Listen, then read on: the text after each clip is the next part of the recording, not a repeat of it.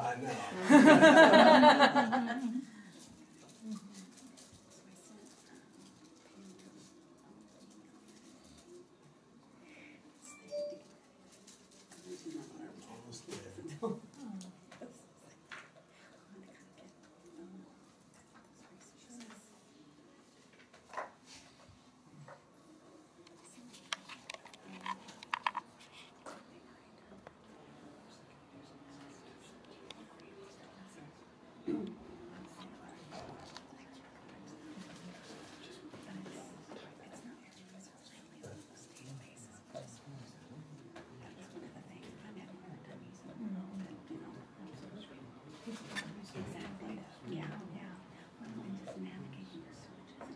Almost there.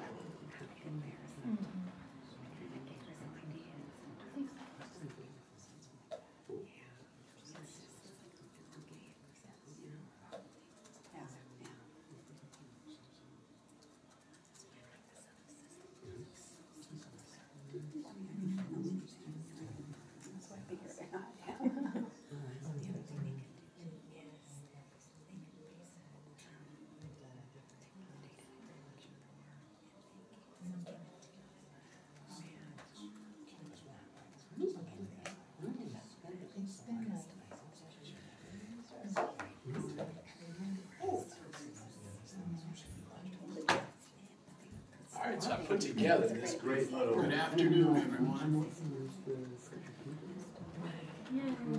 It's working. It's working? Good afternoon, everyone. My name is Imfan Akpan. Thank you for attending my presentation, Increasing Classroom Engagement with Adobe Spark.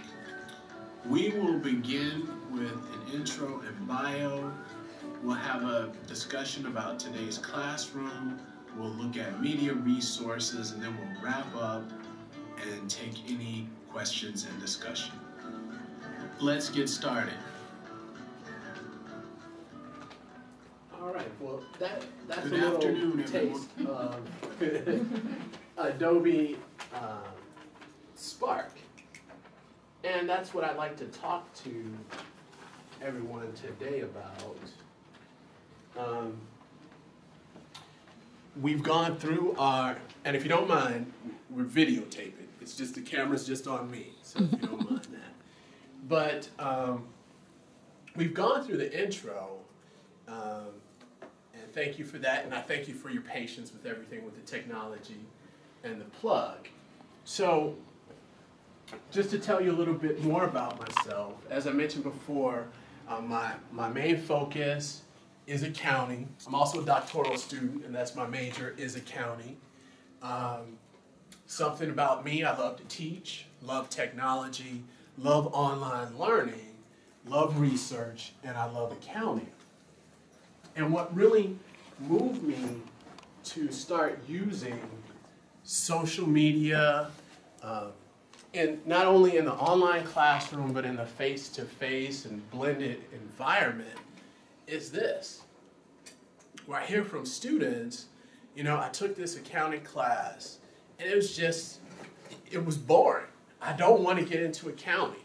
I don't want to do this. I think this is very boring. So it motivated me to try to look for other ways to engage students, right, to get them excited about the class.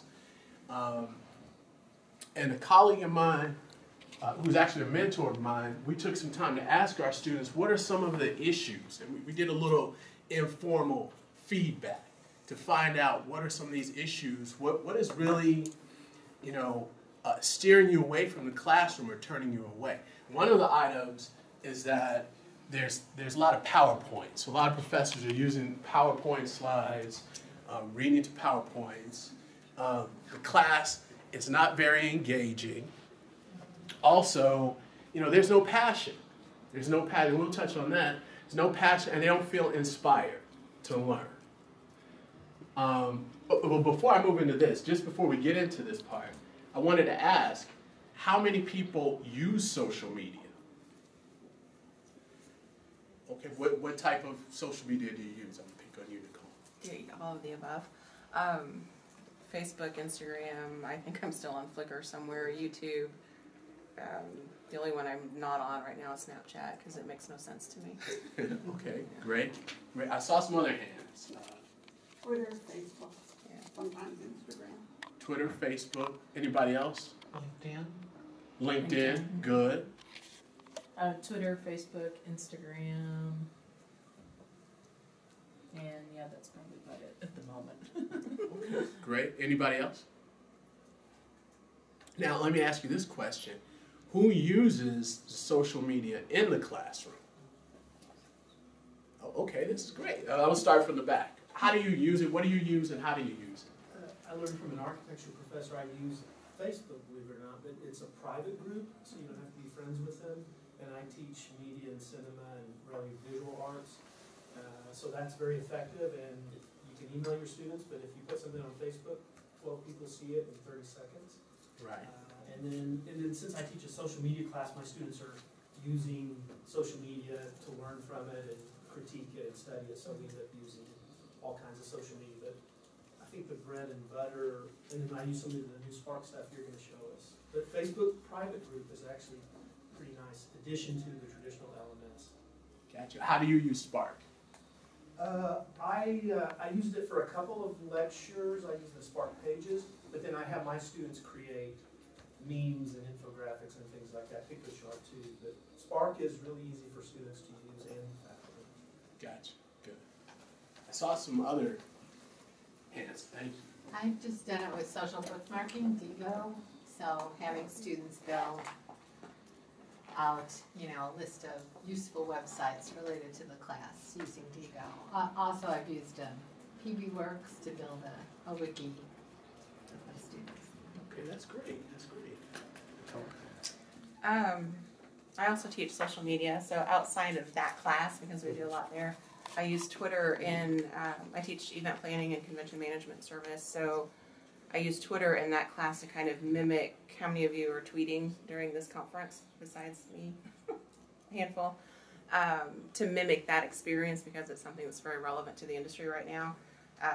And we use Facebook groups for the whole program, not class specific, but to communicate with all of our students. Thank you. So, was there anyone else?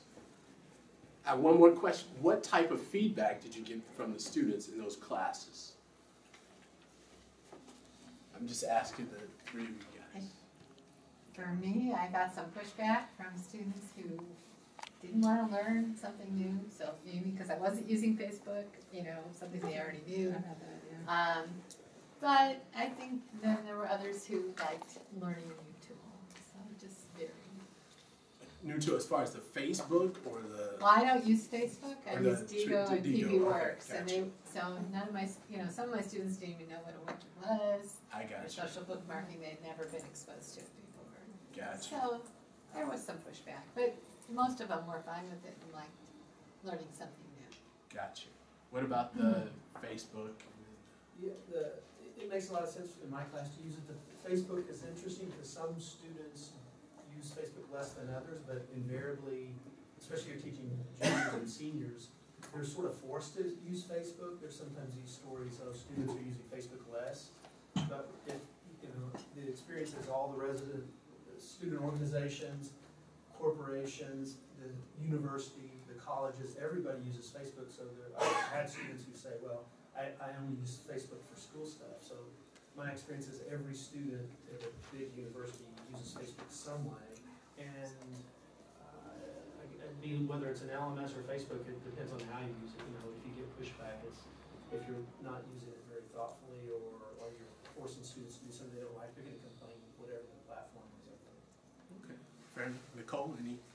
I've been using Twitter for a really long time in that class, and the first year I used it, I got some pushback, but it wasn't mandatory, so I wasn't worried about the pushback. I didn't have to do it. And the pushback came because my students weren't on Twitter at that point. I only had a handful. And the first tweet that went out from the class was about the shoes I had on that day in the class and not about the class material. So they like your shoe? They like your shoes? I'm a shoe person, yeah. I'm a shoe girl. But over the years, they've caught on to it and they understand how it's relevant to the industry, and that's really kind of the objective for me to use it, at least that one. So. Gotcha. That's good. Thank you so much. when we think about our students and we think about really when we hear these terms, baby boomer, Generation X, and millennials, there's some interesting statistics. So I don't know if you can see right there when we talk about tech savviness, who do we see as leading the way for tech savviness? Yeah, the millennials, right? Millennials, which I think is very interesting. The Gen X kind of falls in between in most of the categories when we look at generating revenue, relationship building, problem solving, adaptability, and then collaboration. But really, when we look at these millennials, we see they're very strong with technology. Another point is when we think about these millennials, they spend at least 18 hours a day consuming media. You know, if you think about that, that's a lot of time, right? And when we think about looking for ways to connect with students or engagement, and this is just my opinion, I think it's more than actually scheduling office hours or taking emails or talking to students on the phone. You have to think about where they are most of the time. And they're actually using social media. So I say you have to think about, we mentioned Twitter, Facebook, I'm a big Snapchat person, you know, Instagram. So we have to think about these social media outlets as ways to connect with students. So this is where I come to the whole Adobe Spark. And really this, for me, it's a tool. So it's a means to an end. So this, I found Adobe Spark to be a very easy way to create media or a medium or videos. So if you saw the video, that introduction video, it took me maybe not even 5 minutes to actually put that together for you today. So it's got music, it's got it puts everything together in a great format.